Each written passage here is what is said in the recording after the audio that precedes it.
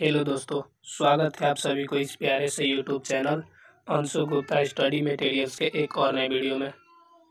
दोस्तों, आज मैं आप सभी के लिए क्लास 10th का हिंदी यानी कि गोधली भाग 2 का गद्य खंड का चैप्टर फर्स्ट, जिसका नाम है श्रम विभाजन और जाति प्रथा का मस्ट बीबीआई ऑब्जेक्टिव क्वेश्चन लेकर के आया हूं, जो कि आपके लिए बोर्ड एग्जाम के काफ़ी महत्वपूर्ण है। तो चलिए समय को बिना बर्बाद किए हुए चलते हैं अपने क्वेश्चनों की तरफ, क्योंकि ये सभी क्वेश्चन जो है वो काफ़ी सिलेक्टेड क्वेश्चन है और इस चैप्टर से आपको बोर्ड एग्जाम में फुली 5 मार्क्स क्लियर होने वाला है। तो प्लीज़ आप लोग अंत तक जरूर बने रहिएगा और अपने दोस्तों के पास शेयर जरूर कीजिएगा। तो चलिए चलते हैं अपने क्वेश्चनों की तरफ। फर्स्ट ऑफ ऑल बता दूं कि ये श्रम विभाजन और जाति प्रथा पाठ है, इसके लेखक जो है बाबा साहब भीमराव अम्बेडकर हैं। यानी कि आपसे क्वेश्चन ये भी पूछा जा सकता है कि श्रम विभाजन और जाति प्रथा पाठ के लेखक कौन है, तो आंसर हो जाएगा बाबा साहब भीमराव अम्बेडकर। और फिर अपने क्वेश्चनों की तरफ चलेंगे। तो क्वेश्चन आप सभी को स्क्रीन पर दिख रहा होगा। लिखा है कि लेखक की दृष्टि में विडंबना की बात क्या है। ऑप्शन ए दिया गया, जातिवाद के पोषकों की कमी नहीं है, जातिवाद के पोषक नगण्य है, आर्थिक दृष्टि से जातिवाद उचित है, जातिवाद लोकतंत्र के विरुद्ध नहीं है।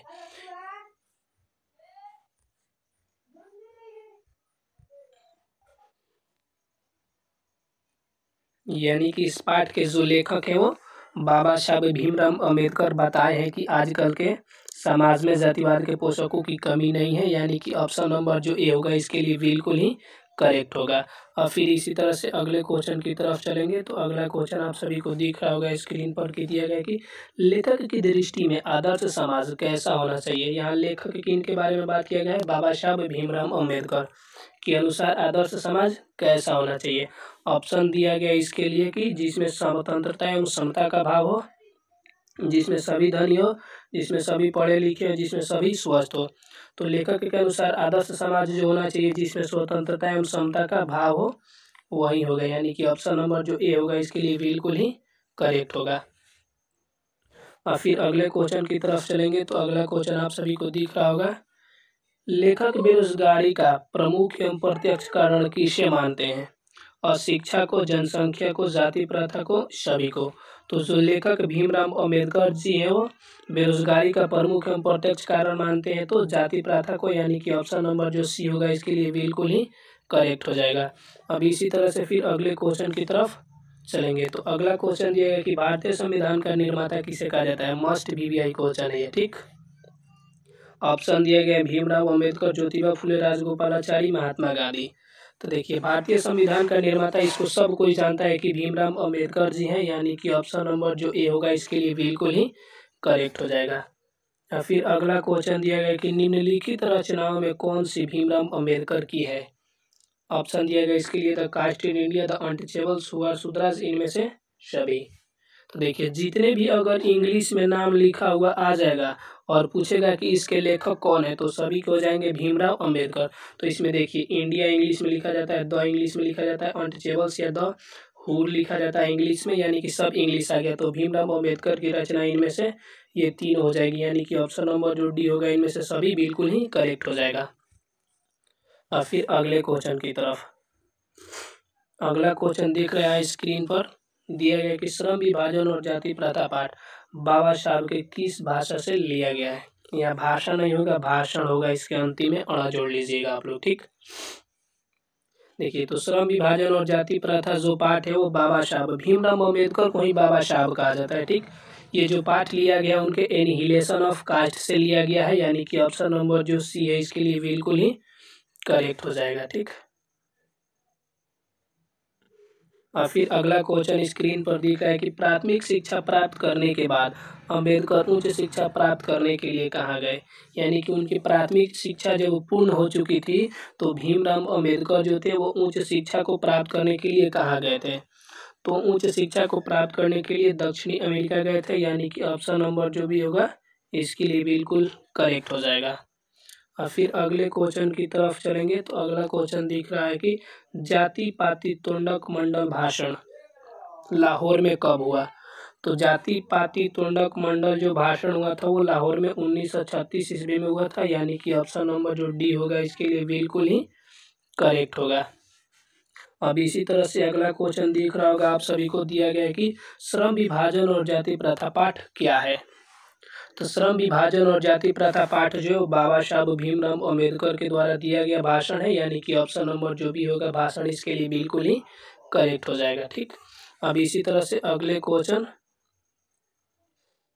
को देखेंगे। ठीक, अगला क्वेश्चन आप लोगों को दिख रहा होगा स्क्रीन पर कि अंबेडकर के भाषण एनिहिलेशन ऑफ कास्ट को हिंदी में रूपांतरण किसने किया।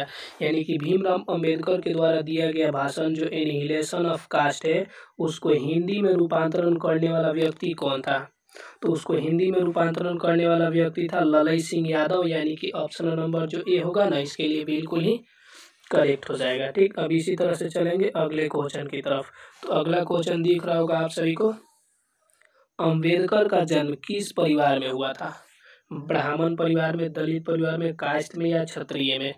तो मैं बता दूं कि अंबेडकर जी थे उनका जन्म एक बहुत ही दलित परिवार में हुआ था, यानी कि छोटे जाति में हुआ था, यानी कि ऑप्शन नंबर जो भी होगा इसके लिए बिल्कुल ही करेक्ट हो जाएगा। ठीक, अब देखिए अगला क्वेश्चन यहाँ पर दिया गया कि अंबेडकर के माता जी का नाम क्या था। रानी बाई, कुंती बाई, शीलाबाई या भीमाबाई।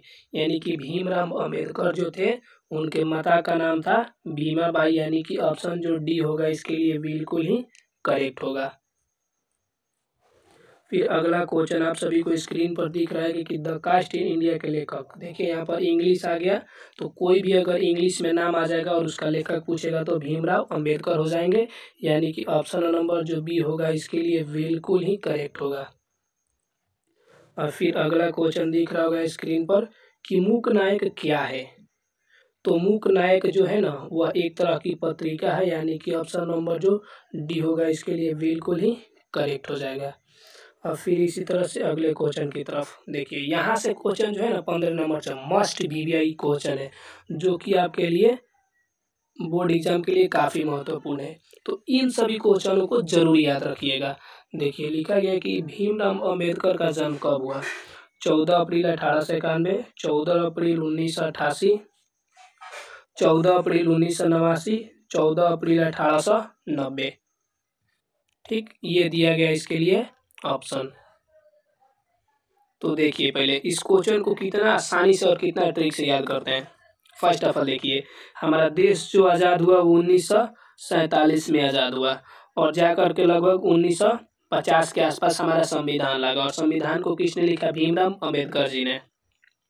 तो जब 1950 में संविधान लागू और इसने लिखा तो 1988 में ये जन्म नहीं सकते, 1989 में भी ये इनका जन्म नहीं हो सकता। तो बच गया ऑप्शन ए और डी, यानी कि 14 नवंबर 1891 होगा या फिर 14 अप्रैल 1890 होगा। तो ठीक, इसके लिए करेक्ट जो हो जाएगा 14 अप्रैल 1891 हो जाएगा, यानी कि ऑप्शन नंबर जो ए होगा इसके लिए बिल्कुल ही करेक्ट हो जाएगा। इसी तरह से अगर कोई क्वेश्चन आप सभी को याद ना हो तो फर्स्ट ऑफ ऑल उसके ऑप्शनों को छांट करके अलग कर दीजिए। ठीक, अब फिर देखिए अगला क्वेश्चन दिया गया है कि भीमराव अंबेडकर का जन्म कहाँ हुआ था। दिल्ली में, महू मध्य प्रदेश में, गोरखपुर उत्तर प्रदेश या उन्नाव बिहार। तो जो भीमराव अंबेडकर थे उनका जन्म हुआ था मध्य प्रदेश के महू नामक एक जगह पर, यानी कि ऑप्शन नंबर जो बी होगा इसके लिए बिल्कुल ही करेक्ट होगा। और फिर अगले क्वेश्चन की तरफ चलेंगे। तो अगला क्वेश्चन दिया गया है कि भीमराव अंबेडकर की मृत्यु कब और कहाँ हुई। 1956 दिल्ली में, 1957 मध्य प्रदेश, 1958 वाराणसी, 1959 बिहार। भीमराव अंबेडकर का जो मृत्यु हुआ वो 1956 ईस्वी दिल्ली में हुआ था, यानी कि ऑप्शन नंबर जो ए होगा इसके लिए बिल्कुल करेक्ट होगा। ठीक, फिर अगला क्वेश्चन आप सभी को स्क्रीन पर दिख रहा होगा कि भीमराव अंबेडकर के पिता का क्या नाम था। रामदेव सकपाल, रामजी सकपाल, रामकृष्ण सकपाल, राधे राम सकपाल। तो भीमराव वो जो अंबेडकर थे उनके पिता का नाम था रामजी सकपाल, यानी कि ऑप्शन नंबर जो बी होगा इसके लिए बिल्कुल ही करेक्ट होगा। उम्मीद है कि वीडियो अच्छा लगा होगा। अगर वीडियो अच्छा लगा होगा तो लाइक शेयर सब्सक्राइब जरूर कीजिएगा और अपने दोस्तों के पास शेयर जरूर कीजिएगा। और इसमें जितने भी क्वेश्चन है उसको जरूर याद कर लीजिएगा, क्योंकि ये सभी क्वेश्चन मस्ट वीवीआई क्वेश्चन है। इससे आपके बोर्ड एग्जाम में 5 मार्क्स बिल्कुल गारंटी के साथ आएगा। तो चलिए मिलते हैं नेक्स्ट वीडियो में, तब तक के लिए बाय, जय हिंद, बेस्ट ऑफ लक। आप लोग तैयारी अच्छे से कीजिए।